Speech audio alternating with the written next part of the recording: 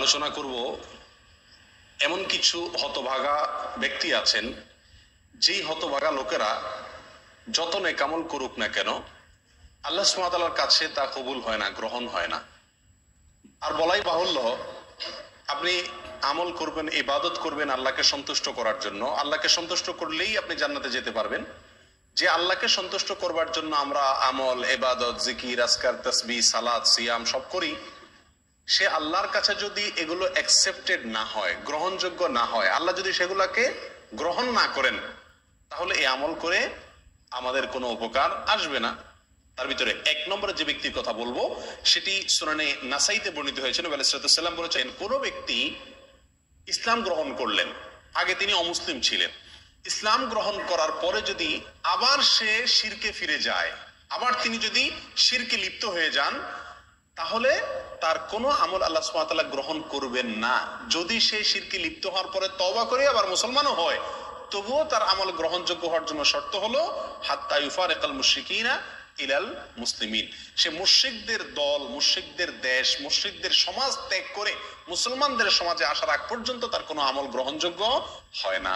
তাহলে একজন অমুসলিম, তিনি মুসলিম হলেন, ইসলাম গ্রহণ করলেন, ইসলাম গ্রহণ করার পরে আবার তিনি অমুসলিম হয়ে গেলেন, এরপর যদি আবার তিনি মুসলমান হয়ে যানও কিন্তু অমুসলিমদের মধ্যেই তিনি অবস্থান করেন, তাহলে তার আমল আল্লাহ তাআলা গ্রহণ করবেন না। তার আমল গ্রহণযোগ্য হতে হলে তাকে মুসলমানদের সমাজে এসে প্রবেশ করতে হবে, বসবাস করতে হবে, এর ফলে সেই ইসলামের উপরে টেকা তার জন্য কি হবে? সহজ হবে। নাম্বার 2 এবং 3, 2 এবং 3 এই দুটো পয়েন্ট বর্ণিত হয়েছে আবু দাউদ এবং সহিহ ইবনে খাজামা বর্ণিত এক হাদিসের মধ্যে। নবী সাল্লাল্লাহু আলাইহি ওয়াসাল্লাম এখানে এই হাদিসে 2 ব্যক্তির কথা বলেছেন, যে 2 ব্যক্তির আমল আল্লাহ সুবহানাহু ওয়া তাআলা কি করবেন না? কবুল করবেন না। কারা তারা? নবী সাল্লাল্লাহু আলাইহি ওয়াসাল্লাম বলেছেন, এটা হলো দ্বিতীয় ব্যক্তি। ওই ব্যক্তির সালাত আল্লাহ সুবহানাহু ওয়া তাআলা কবুল করবেন না যে সালাত পড়তেছে পবিত্রতা অর্জন করা ছাড়া। তার মানে পবিত্রতা অর্জন করা সালাতের জন্য পূর্ব শর্ত। এখন যদি পবিত্রতা অর্জনের ত্রুটি থাকে, কোথাও শুকনা থাকে, ভালো করে ওযু না করেন, ভালো করে গোসল না করেন, তাহলে আপনার এই সালাত হবে না। এই সালাত আবার পুনরায় করতে হবে, এটা বিশুদ্ধই হবে না, আল্লাহ তাআলার কাছে এটা অ্যাকসেপ্টেডই হবে না। তাহলে সালাত এটা আদায় করার জন্য, এটা কবুল হওয়ার জন্য পূর্ব শর্ত হলো পবিত্রতা থাকা। অপবিত্র ব্যক্তির সালাত নামক ইবাদত আল্লাহ কি করবেন না? কবুল করবেন না। এটা হলো দ্বিতীয় ব্যক্তি যার সালাত বা ইবাদত কি হবে না? কবুল হবে না। অতএব ভালোভাবে উত্তম রূপে ওযু এবং গোসল করতে হবে। নাম্বার 3, ওয়ালা সাদকাতা মিন গুলুল। আমাদের সমাজে আজ হালাল ইনকাম করা মানুষ, হালাল উপার্জন করা মানুষ সোনার হরিণ হয়ে গেছে ভাই। আলহামদুলিল্লাহ, দানকারী মানুষের অভাব নাই, সবাই টুকটাক দান করার চেষ্টা করে, কিন্তু এই হাদিসটি জানার পরে দান করার চাইতে ইনকাম যেন হালাল থাকে সেদিকে আমরা বেশি গুরুত্ব দেব। নবী সাল্লাল্লাহু আলাইহি ওয়াসাল্লাম বলেছেন, ওয়ালা সাদকাতাম মিন গুলুল। অবৈধ সম্পদ আত্মসাৎ করে যে সম্পদ কামাই করেছেন, হারাম উপায়ে যে সম্পদ কামাই করেছেন, সেই সম্পদ দিয়ে যদি আপনি সাদকা করেন, দান করেন, এই দান কবুল হবে না, এটা আল্লাহর কাছে গ্রহণযোগ্য হবে না। তাহলে তৃতীয় ব্যক্তি হলেন ওই ব্যক্তি যে ব্যক্তি হারাম পথে উপার্জন করেন, তার দানের ইবাদত আল্লাহ কি করবেন না? কবুল করবেন না।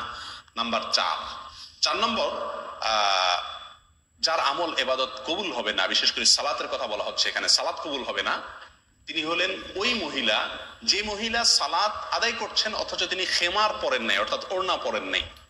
সুনান আবু দাউদের হাদিসে আসছে, নবী সাল্লাল্লাহু আলাইহি ওয়াসাল্লাম বলেছেন, লা ইয়াকবালুল্লাহু সালাতা হাইদিন ইল্লা বিখিমার। প্রাপ্ত বয়স্কা মহিলা তিনি যদি সালাত আদায় করেন তো তার সালাত আল্লাহ সুবহানাহু ওয়া তাআলা কি করবেন না? কবুল করবেন না, যদি তার মাথায় কি না থাকে? ওড়না না থাকে। অর্থাৎ যেভাবে সতর ঢেকে সালাত আদায় করা দরকার সেভাবে যদি সতর না ঢাকা হয় তাহলে তার সালাত হবে না। মহিলাদের সালাতের মধ্যে সতর হলো তার মুখমণ্ডল ছাড়া, এবং অনেক ওলামা ইকরাম বলেছেন 2 হাতের কবজি ছাড়া এবং 2 পায়ের পাতা ছাড়া, কেউ কেউ পাতাকেও যোগ করেছেন। আর বাকি পুরা শরীর ঢাকতে হবে। মাথার চুল সেটাও দেখা যেতে পারবে না, খোলা থাকতে পারবে না। কাঁধ, বুক, পিঠ কোনো কিছু খোলা থাকতে পারবে না। হাতের বাজু, গোছা, বাজু, বাহু কোনো কিছু খোলা থাকতে পারবে না। 4 নম্বর, ওই ব্যক্তি যার সালাত কবুল হবে না আল্লাহর কাছে, তিনি হলেন প্রাপ্তবয়স্কা নারী। তিনি মাথার উপরে ওড়না দেওয়া ছাড়া যদি কি করেন? সালাত আদায় করেন, অথবা ওড়না দিলেন কিন্তু সে ওড়নাটা তার পুরো যেভাবে ঢাকা দরকার সেভাবে ঢাকলো না। আল্লাহ তাআলা আমাদেরকে, আমাদের মা বোনদেরকে সঠিকটা বুঝার তৌফিক দান করুন। নাম্বার 5 নম্বর, এটাও মেয়েদের প্রসঙ্গেই, ওই মেয়ের সালাত কবুল হবে না, আল্লাহ সুবহানাহু ওয়া তাআলা তার সালাতকে গ্রহণ করবেন না, অ্যাকসেপ্ট করবেন না, যেই মেয়ে সালাত পড়ার জন্য মসজিদে গেছেন সুগন্ধি ব্যবহার করে, স্প্রে করে, শরীরের মধ্যে বা কাপড় চোপড়ে স্প্রে করে বা সুগন্ধি জাতীয় কোনো কিছু ব্যবহার করে তিনি মসজিদে গেছেন। এই যাওয়ার ফলে আল্লাহ সুবহানাহু ওয়া তাআলা ওই মসজিদে গিয়ে যত ইবাদতই করুন না কেন, আল্লাহ তাআলা তার সালাত কি করবেন না, কবুল করবেন না। সময় তো ভাইরা, 6 নম্বর, 7 নম্বর, 8 নম্বর এক হাদিসে 3 ব্যক্তির কথা একসঙ্গে বলা হয়েছে যাদের সালাত আল্লাহ সুবহানাহু ওয়া তাআলা কি করেন না, কবুল বা গ্রহণ করেন না। আর সে হাদিসটি বর্ণিত হয়েছে সহিহ ইবনে হিব্বানে, ইবনে মাজাহ এবং আরো কয়েকটি হাদিসের কিতাবে। নবী আলাইহিস সালাম বলেছেন, 1 নম্বর হলেন ওই ব্যক্তি যে ব্যক্তি কোন এলাকার মানুষের মসজিদের ইমাম, তিনি ইমামতি করেন অথচ মুসল্লিরা তার উপরে অসন্তুষ্ট বলতে ন্যায়সঙ্গত কারণে অসন্তুষ্ট। আজকাল তো হুজুররা চলা একটু বাঁকা হইলেও পাবলিক বলে না হুজুর পছন্দ না। তো হুজুরের ব্যক্তিগত কারণে যদি আপনি অপছন্দ করেন সেটাতেই হুজুরের কোনো কিছু আসবে যাবে না, ওটাতে আপনার কপাল আপনি পড়বেন। কিন্তু যদি যুক্তিসঙ্গত কারণে লোকটা বেদাতি, লোকটা খারাপ মানুষ, লোকটার ভিতরে কোনো বদভ্যাস আছে, সেই কারণে যদি পাবলিক তার প্রতি অসন্তুষ্ট থাকে, তাহলে এই ব্যক্তি জেনে শুনিও পাবলিক আমার উপর অসন্তুষ্ট, আমার কোনো চরিত্রের দোষের কারণে, তারপরও সেই ইমামতির আসন ধরে আছে, আঁকড়ে আছে, তো এই ব্যক্তির ব্যাপারে এই কথা আসছে যে তার সালাত তার মাথার 1 বিঘত উপরেও উঠে না, অর্থাৎ আল্লাহর কাছে কবুল হয় না। নাম্বার 2, ওয়ামরাআতুন বাতাত ওয়া যাওজুহা আলাইহা সাখিত, ওই মহিলা যিনি সারাটি রাত কাটিয়ে দিলেন অথচ সারা রাত তার স্বামী তার উপরে অসন্তুষ্ট। আমাদের মা বোনদের মধ্যে এই সমস্যাটা ঘরে ঘরে কম বেশ আছে। স্বামী স্ত্রী ঝগড়া লাগবেই, এটা চিরন্তন বিষয়। নবী আলাইহিস সালামের মতো মানুষ, তার সঙ্গে উম্মাহাতুল মুমিনিন রাদিয়াল্লাহু তাআলা আনহাদের সাথেও মনোমালিন্য তৈরি হয়েছে। নবী আলাইহিস সালাম রাগ করে মসজিদে যান নাই, বাসায় যান নাই, মসজিদে শুয়ে রয়েছেন। ওমর রাদিয়াল্লাহু তাআলা এসে মধ্যস্থতা করে মিলাই দিয়েছেন। এই ঘটনা ঘটছে। উম্মাহাতুল মুমিনিন একদিকে, নবী আলাইহিস সালাম একদিকে, তাদের জীবনে যদি এটা হয় তাহলে বোঝা গেল স্বামী স্ত্রীর জীবনে ঝগড়া, কথা কাটাকাটি, ভুল বুঝাবুঝি এগুলো হবেই হবে, এর কোনো চারা নাই। পাতিল দুটো একসাথে থাকলে বাড়ি খাবেই। কিন্তু আমাদের বোনদেরকে খেয়াল করতে হবে, যেহেতু আমাকে আল্লাহর সন্তুষ্টি অর্জন করতে হবে, আমার ইবাদত আল্লাহর কাছে কবুল করাইতে হবে, অতএব রাগ করে আপনি থাকেন, কিছু সময় থাকেন, সমস্যা নাই। সারাটা রাত স্বামীর উপরে রাগ করে আপনি থাকিয়েন না, অন্তত রাতের কিছু অংশ গেলে রাগটা মিটানোর চেষ্টা করেন। যদি স্বামী অন্যায়ভাবে রাগ করে থাকে, গায়ের জোর রাগ করে, সেটা ভিন্ন কথা। যাই হোক, তাহলে দ্বিতীয় হলেন ওই স্ত্রী যিনি সারাটি রাত কাটিয়ে দিলেন অথচ তার স্বামী তার কারণে তার উপরে কি অসন্তুষ্ট। যদি স্বামী অন্যায়ভাবে অসন্তুষ্ট হয় এবং তাকে সন্তুষ্ট করার কোনো জায়গা না থাকে, গোয়ার টাইপের হয়, তাহলে ভিন্ন কথা।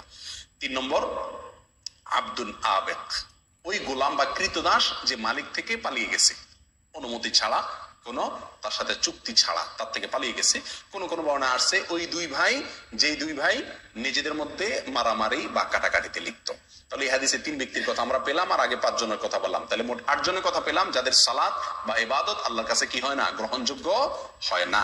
নাম্বার 9 নম্বর হলেন ওই ব্যক্তি যে ব্যক্তি মদিনার মতো শহর, আল্লাহ নবী আলাইহিস সালামের মুহাব্বতের শহর, তার স্মৃতি বহনকারী শহর, পৃথিবীর দ্বিতীয় সবচেয়ে গুরুত্বপূর্ণ এবং পবিত্র শহর, যে শহর কিয়ামতের আগে দাজ্জালের ফিতনা থেকে পর্যন্ত মুক্ত থাকবে, যে শহরের বহু ফজিলতের কথা হাদিসে বর্ণিত হয়েছে, সেই শহরে যে ব্যক্তি ফিতনা ফাসাদ করবে, সেই শহরে যে ব্যক্তি অশান্তি সৃষ্টি করার অপচেষ্টা চালাবে, এই ব্যক্তির কোন আমল, নফল আমল, ফরজ আমল কিচ্ছু আল্লাহ তাআলা গ্রহণ করবেন না।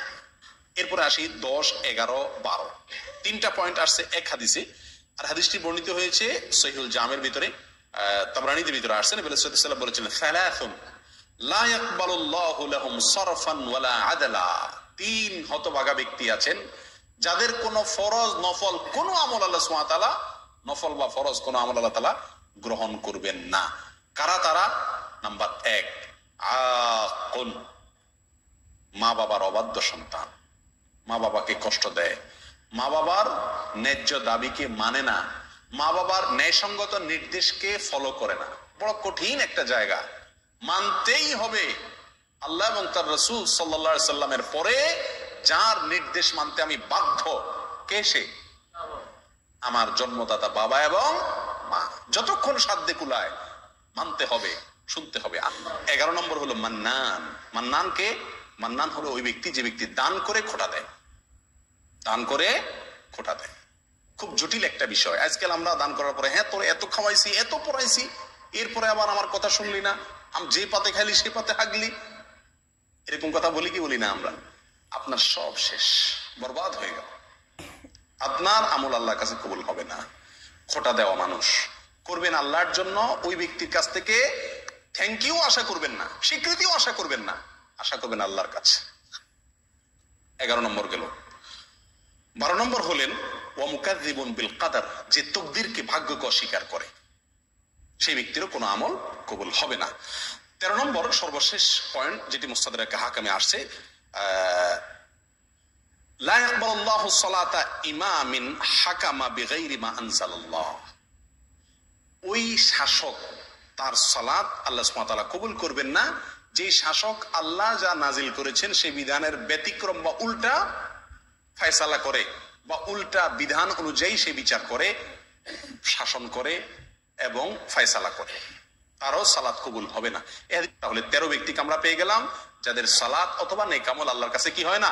গ্রহণযোগ্য হয় না। আল্লাহ তাআলা আমাদের সবাইকে এই 13 ক্যাটাগরি থেকে নিজেকে মুক্ত করার তৌফিক দান করুন।